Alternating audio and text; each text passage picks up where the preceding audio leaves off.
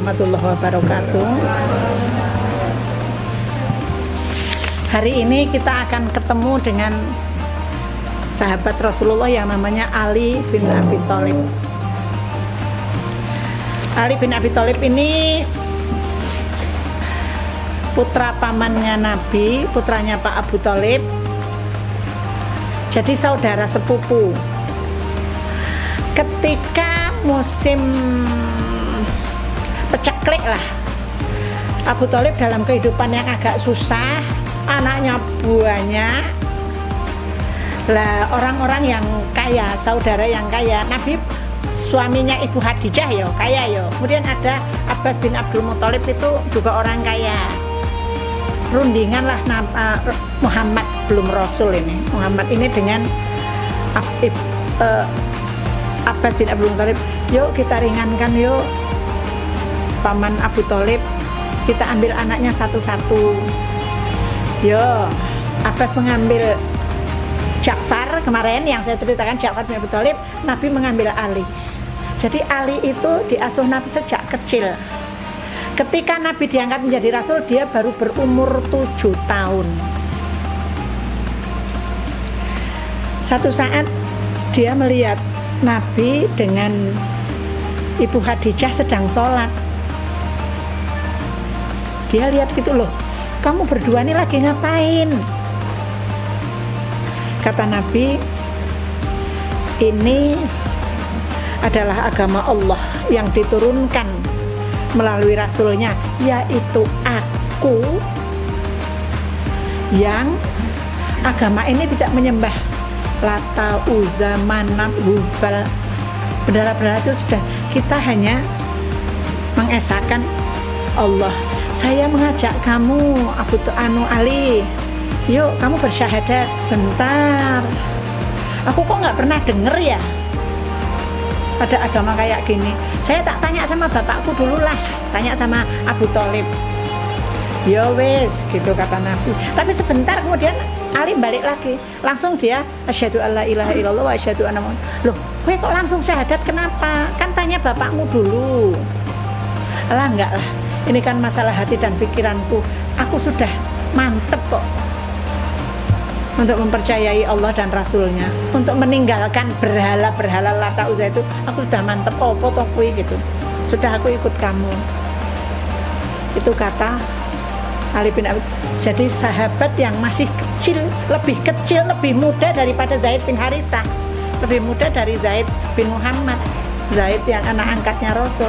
Ini Ali ini lebih kecil lagi, tapi anak kecil pertama yang masuk Islam itu Ali bin Abi Thalib. Bapak Ibu sekalian, ketika Nabi berangkat hijrah ke Madinah, pernah saya singgung-singgung itu, Ali bersedia menjadi tumbalnya Nabi. Kamu tidur di tempat tidur saya, pakai selimut saya pergi, supaya orang-orang mengira bahwa yang tidur itu Nabi. Mereka yang mengepung tenang-tenang aja, dikira Nabi masih di dalam, padahal sini jero Ali. Kebetulan aja setelah diketok yang keluar Ali ora dipateni, kebetulan. Jadi untung-untungan. Tapi Ali yang masih kecil itu berani. Waktu itu sudah nggak kecil, Nabi kan sudah 13 tahun di Mekah, berarti 13 tambah 7 sudah 20 tahun. Baru setelah Nabi jauh, jelas sudah sampai Kuba, belum sampai Kuba sih, Ali sudah berangkatlah beberapa hari kemudian dengan seluruh keluarga Nabi dan seluruh keluarga Abu Bakar berangkat hijrah ke Madinah. Kemudian ketemu Rasulullah di Kuba, baru kemudian sama-sama berangkat ke Madinah. Sahabat Ali bin Abi Thalib ini orang yang sangat pintar menunggang kuda, pokoknya pintar perang, pintar berkelahi.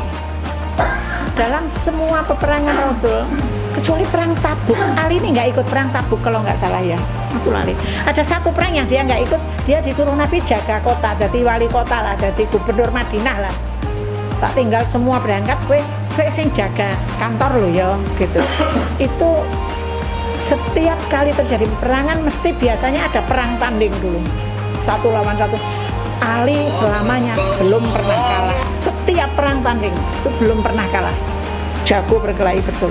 Ketika dia harus ditinggal di Madinah, uang dong menghina.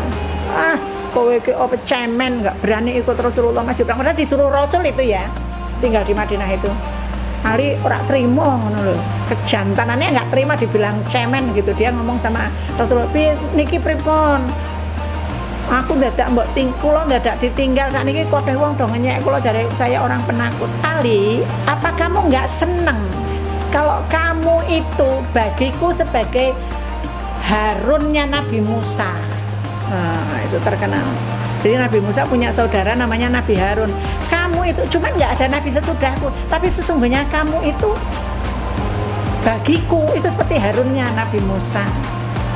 Ya wes gitu. Jadi Ali itu bombong lagi. Bapak Ibu sekalian, yang namanya sahabat Ali ini otaknya cerdas luar biasa, pinter banget. Satu saat, ini sudah zaman Khalifah Umar bin Khattab. Umar Khattab didatangi 2 pendeta Yahudi, ditanya, kalau Khalifah bisa jawab 5 pertanyaan saya, aku siap masuk Islam. Apa? 1, kapan pintu langit itu dibuka? 2, kapan pintu langit itu ditutup? 3, siapa yang dikubur dan kuburnya bisa jalan-jalan?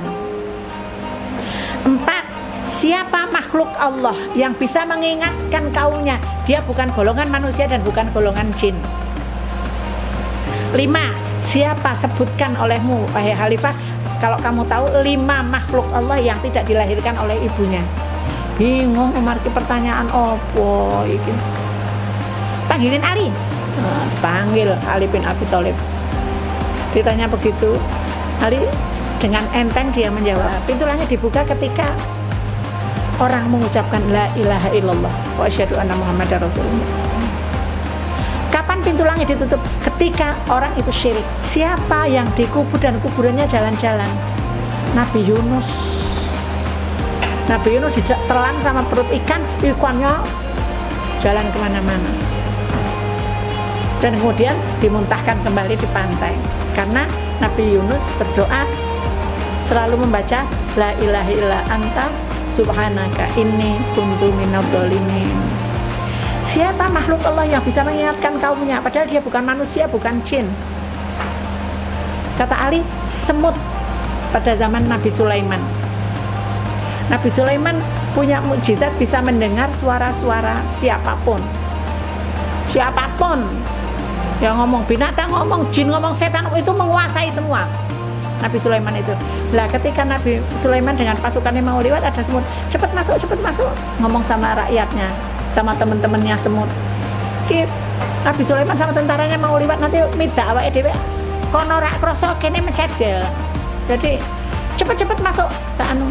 Nabi Sulaiman bisa mendengar ucapan itu. Pertanyaan kelima, siapa makhluk Allah yang tidak dilahirkan oleh ibunya? Sebutkan 5. Ali saat itu langsung menjawab, 1 Nabi Adam, tidak dilahirkan oleh ibunya. Ibu Hawa, tidak dilahirkan oleh ibunya. Untanya Nabi Saleh itu keluar dari batu, tidak dilahirkan ibunya. Ular dari tongkat Nabi Musa, itu ya ora nombok nih. Tongkat dilemparkan, kemudian jadi ular. Ketika Nabi mau dikeroyok sama tukang-tukang sihir yang Nabi Musa mau dikeroyok tukang sihir yang dengan ulat kecil-kecil itu, ular kecil-kecil, akhirnya tongkat Nabi Musa dilemparkan jadi ulat besar dan memakan ulat-ulat kecil itu. Yang kelima, domba pengganti Ismail. Ketika Nabi Ibrahim diperintah oleh Allah untuk menyembelih Ismail, dengan penuh ketaatan 2 nabi, Nabi Ibrahim dan Nabi Ismail, semuanya pasrah karena ini perintah Allah. Sudah tua, nggak punya anak, dua anak kok malah diopeni wis rodok gede malah senengnya. Tapi ya abatif almatu maru, kerjakan apa perintah Allah wahai ayahanda Ibrahim untuk maru. Fasat tajiduni insyaallahu minas sabirin. Semoga kalian akan mendapati bahwa saya ini orang-orang yang sabar. Tolong Pak, muka saya, bapaknya, apa mukanya pakai ditutup apa gimana gitu? Ibrahim nanya sama, katanya enggak, saya pasrah. Perintah Allah sembelih aja. Itu kata Allah, balak yang mubin, balak yang luar biasa besar. Dan Allah menggantinya dengan seekor kambing, seekor domba.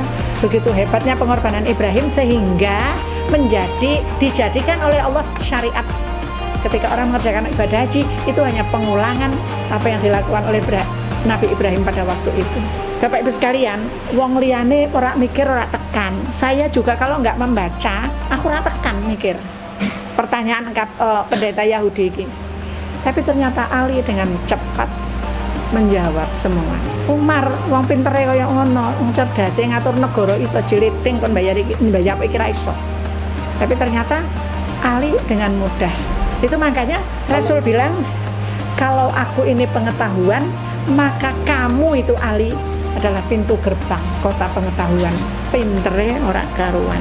Itu Ali bin Abi Thalib. Ketika giliran Ali bin Abi Thalib menjadi khalifah, dia kehilangan baju besi dipakai orang Yahudi.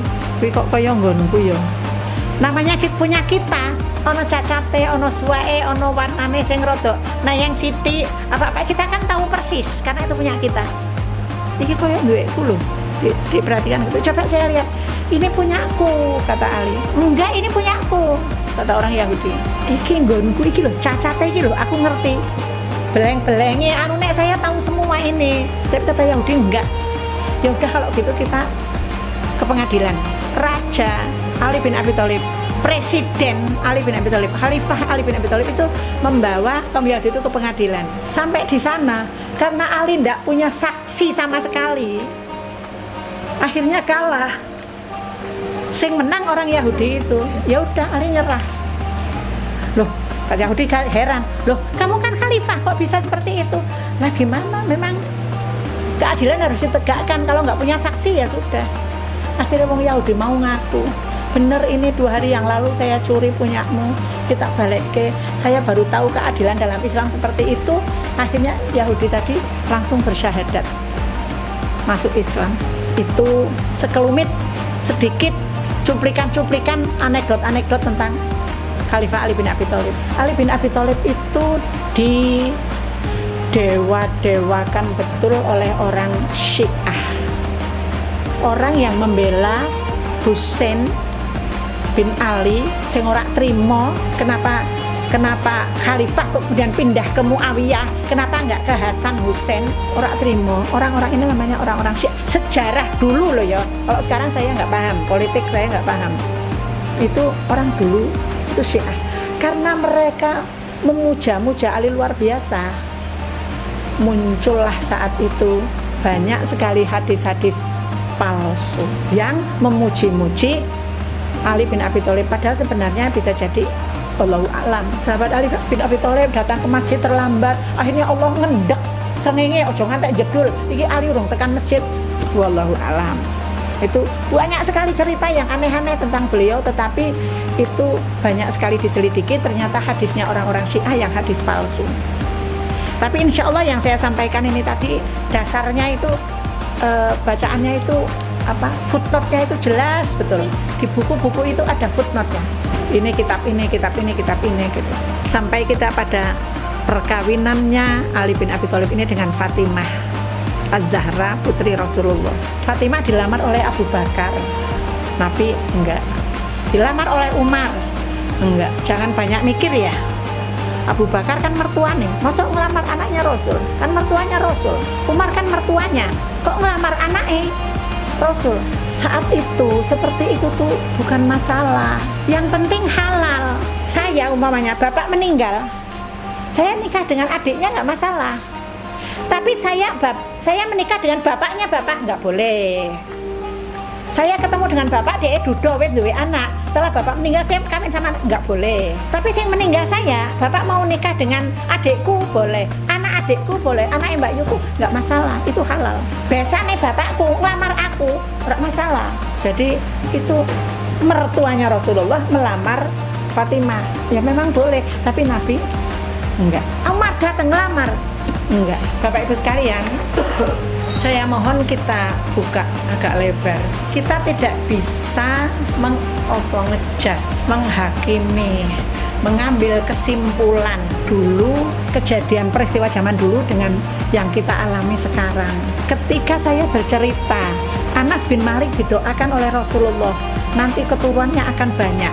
Saya bilang keturunannya itu, anak cucunya itu 100 lebih. Otak orang sekarang nggak bisa nerima loh, nggak bisa nerima. Oh iya gitu.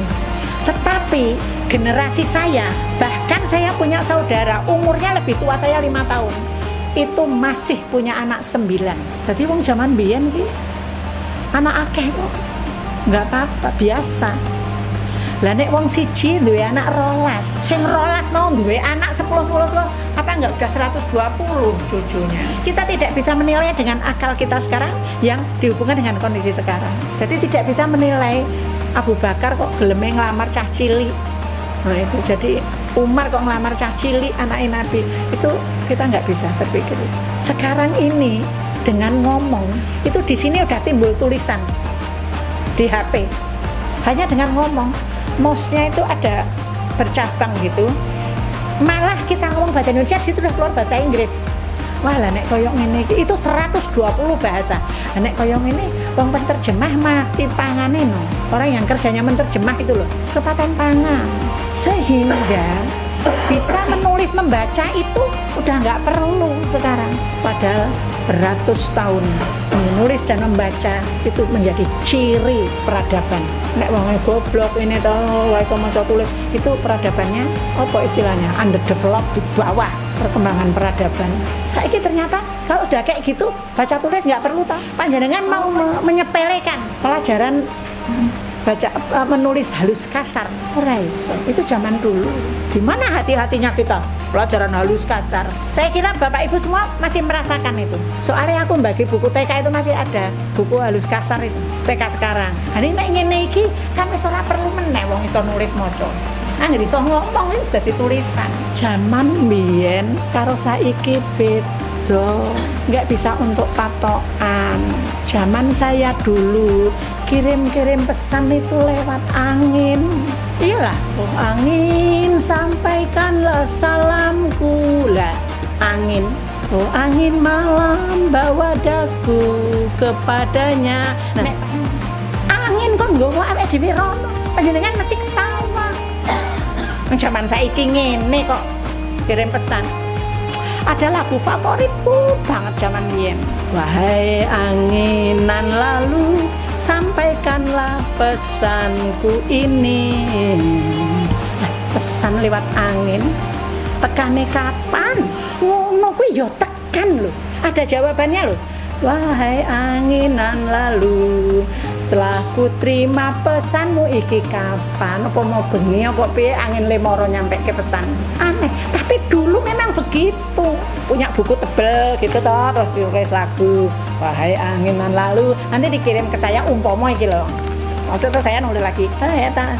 Ngono kuwi pacaran wis mesrane ora karu-karuan.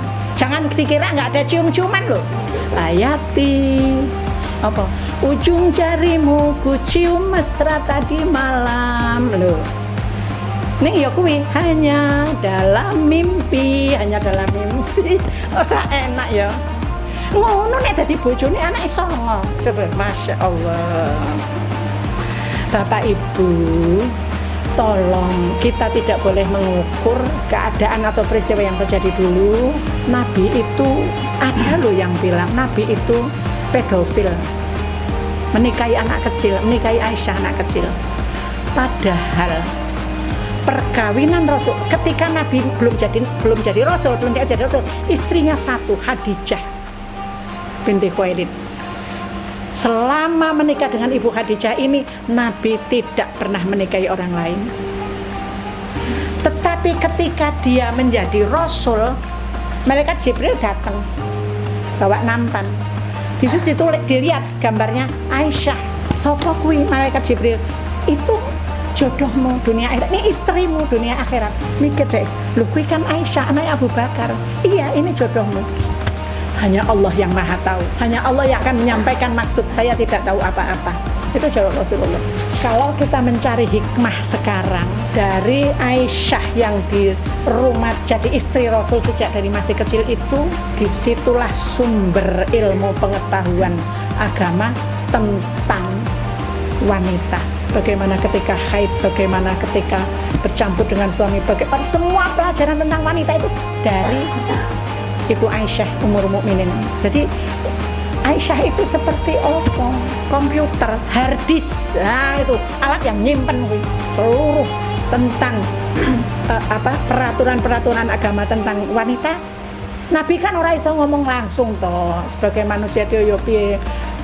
Kalau mandi junubnya begini ya ibu-ibu, ora iso. Pokoknya ibu-ibu kalau habis kumpul dengan suami sebelum subuh udah mandi ya, ora iso. Oh ternyata dibantah. Kata itu Abu Hurairah ngomong sebelum subuh harus sudah suci dari ada besar. Kata Aisyah, kamu itu aku kilo yang bersama dengan Rasulullah, bersama satu tempayan satu ciduk, kami sing penting subuh urung entek, mandi udah itu sholat subuh. Ini kita nggak tahu, tapi orang-orang yang sok tahu itu bilang bahwa Nabi itu pedofil. Contoh lain, Ummu Salamah istri Rasulullah itu sudah tua, anaknya banyak. Ketika dia dilamar Rasulullah, ini suaminya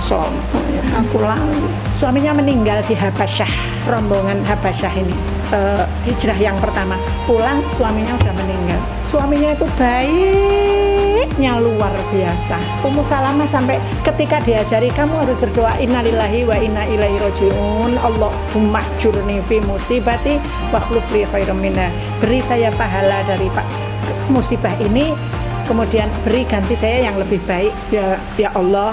Ummu Salamah ngomong, siapa yang lebih baik dari suamiku ini? Ternyata beliau dilamar Rasulullah. Ya Rasulullah, kula niki rondo pun tuwa, anak kula kathah, kula niki tiange cemburuan banget loh ya Rasulullah. Kata Rasulullah, soal cemburumu kita serahkan kepada Allah.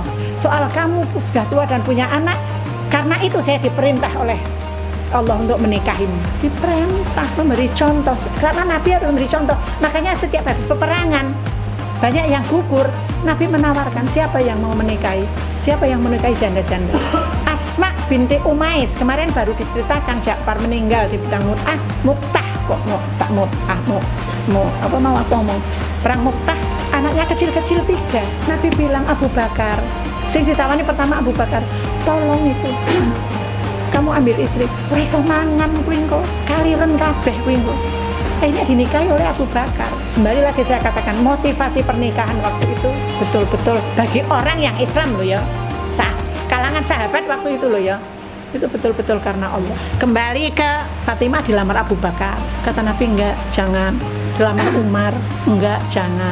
Abdurrahman bin Auf, orang yang paling kaya, itu ngelamar. Akhirnya setelah Ali melamar, terus orang 3 ini membujui Ali, kabeh ditolak ki. Mas Ali, saiki sing maju jajal gitu. Dibujui sama teman-temannya itu, ternyata diterima oleh Rasulullah. Ini untuk jadi pelajaran juga untuk kita. Nyatane Rasulullah memilih menantu yang miskin. Nabi tanya, kowe iki nglamar Fatimah ki duwe apa engko nggo mahar? Saya punya baju besi. Lah, masa dilamar nganggo baju besi? Miskin banget, liya-liyane do iso dagang, Ali ki ra iso dagang, isoe gur ngaji, belajar agama karo perang.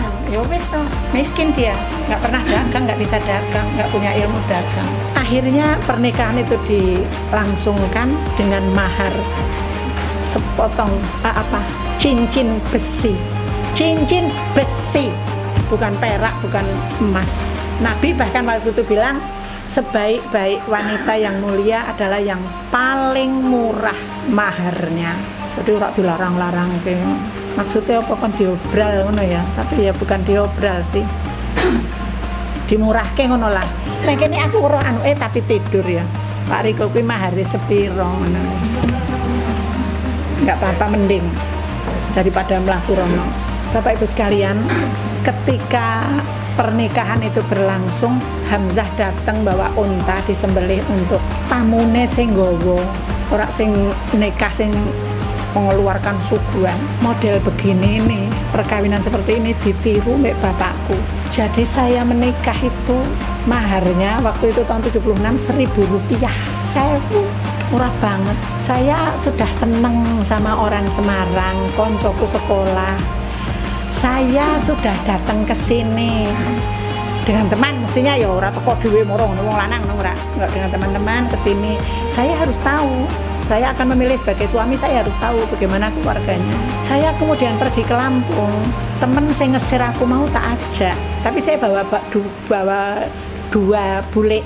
satu adiknya ibu sepupu, yang satu adiknya bapak sepupu, tak gowo. Sampai sana itu saya cuman untuk diketahui loh, ini keluargaku. Aku ki wong melarat tenan loh ya. Jangan sampai nanti kecewa. Wong Lampung nyekolahke anak neng Jogja ki mesti wong sugih gitu. Saya nggak mau ada salah paham. Aku ki wong ora duwe. Ternyata sampai di sana, bulekku yang satu yang tua disuruh pulang duluan sama bapak saya.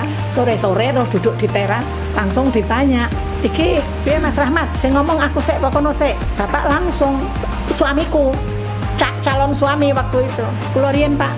"Ya, saya datang ke sini memang punya niat ingin menikahi, dilamar, tapi ini baru sekedar baru mukadimah." Istilahnya baru mukadimah. Kenapa pakai mukadimah? Wes langsung wae acarane. Bapak saya itu kepala nek biyen seksi urais, kepala KUA di kantor. Jadi naib bapakku ki kepala naib di kantor. Langsung saudara saya suruh ngurus surat. Bapak kira ngurus surat lho, ngurus KTP tok lho. Mbah jaman biyen gampang. Apa mergo bapakku gitu, nggak tahu saya. Pokoknya diurus sesok dinikahke. Saya yakin kekhawatiran orang tua iki wong wis gondang-gandeng koyo ngene ngantek tekan Lampung, iki nek tak culke ning Jogja, nanti kalau zina dia dinikahkan. Waktu itu sing teko ki gur wong 20-an ngono. Suguhane apa Bapak Ibu? Gado-gado, ibu buat gado-gado. Itu saking miskinnya. Aku murah banget. Bapak, iki gorono duit 1000 ki. Ya udah 1000 aja. Ora ono sok-sokan tupon. Ini pengalamanku. Lah ketika aku tua, aku duwe anak-anak, balas dendam aku ben ora dipestake. Saiki anak-anakku rentok pesta. Anakku menikah poso. Loh, poso-poso kok nikah? Alah, pokoknya berbuka puasa aja deh acara. Dulu Agus Salim masih masuk siang, sore upacara hari Sabtu penurunan bendera. Nah, masih ikut upacara bendera, orang ngerti. Tapi guru-guru tak bilangin, tolong sih nanti malam di rumah. Ya, cuma acara makan-makan lah gitu guru-guru. Jadi guru-guru ya ora kabeh datang ke rumah malam. Walimatul urus itu adalah pengumuman kepada halayak, kepada tetangga. Iki lho anakku nek gondang-gandeng bonceng-boncengan karo bocah lanang iki wis bojone, ini sudah nikah resmi. Tujuannya cuma itu. Jadi ora soal suguhan, soal Ali itu sing gawake suguhan Hamzah. Bapakku modele koyo ngono, aku ketularan. Tetapi semua juga ada dasarnya. Perkawinan Ali bin Abi Thalib dengan Fatimah yang sangat-sangat sederhana itu membuat keluarga saya ingin seperti itu. Timbangannya duit tinggu pesta. Iki pikiranku ya, boleh diikuti praktisnya, boleh. Mboten sakit perkawinan itu kan sekali seumur hidup. Ya saya harus begini. Nah itu. Kenapa kalau punya rezeki enggak untuk anaknya? Kebutuhan sesudah menikah itu luar biasa. Wis apa wae kata rak kayu rego 2000 3000 itu tuku lho. Amben untuk tidur tuh walaupun misalnya sekarang harga berapa? 20.000 tuku lho. Kenapa enggak untuk modal mereka? Kalau punya. Aku sih duwe anak wedok cilik lho. Ning nek sing ngesir kawine kudu gelem caraku nikahnya. Ora nganggo. Oh, loro. Lah kae yo. Burung payung. Kudu ya, kudu gelem manut aku lho nek nang kene lho. Nah, itu.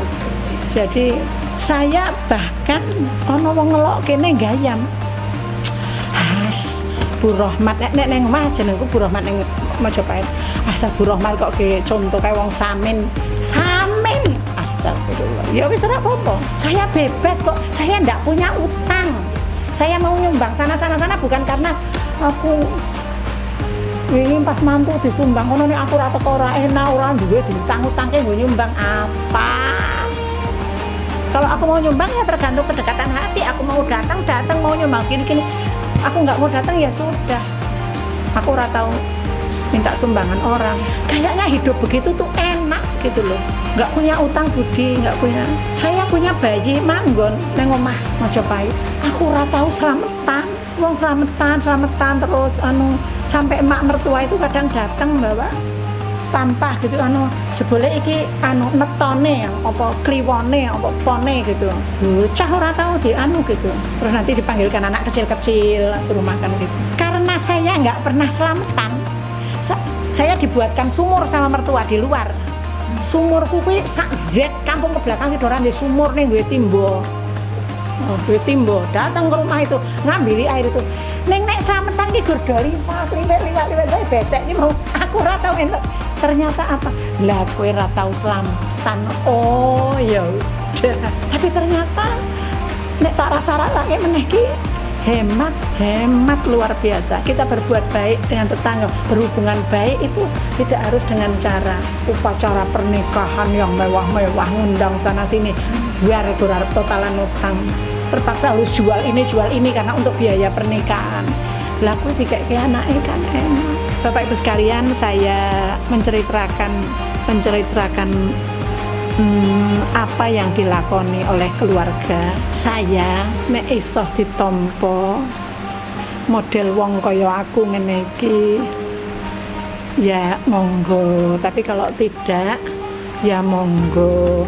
Saya cuma ngasih perbandingan. Nek ngene iki lho, nek nikah ngirit malah zaman saiki enak moro ning KUA, ora kudu bayar naik. Ora kudu bayar penghulu moro ning KUA. Ada lagi model datang ke KUA tapi nanti terus mengundang anak yatim misalnya. Kayaknya itu lebih berkah. Ketika pada upacara yang kita adakan, upacara pengantinan sebagainya, ono wong sing mangan orang tek, itu kita nanggung ikut dosa loh. Jelas Al-Quran bilang orang yang mubazirkan barang itu temennya setan.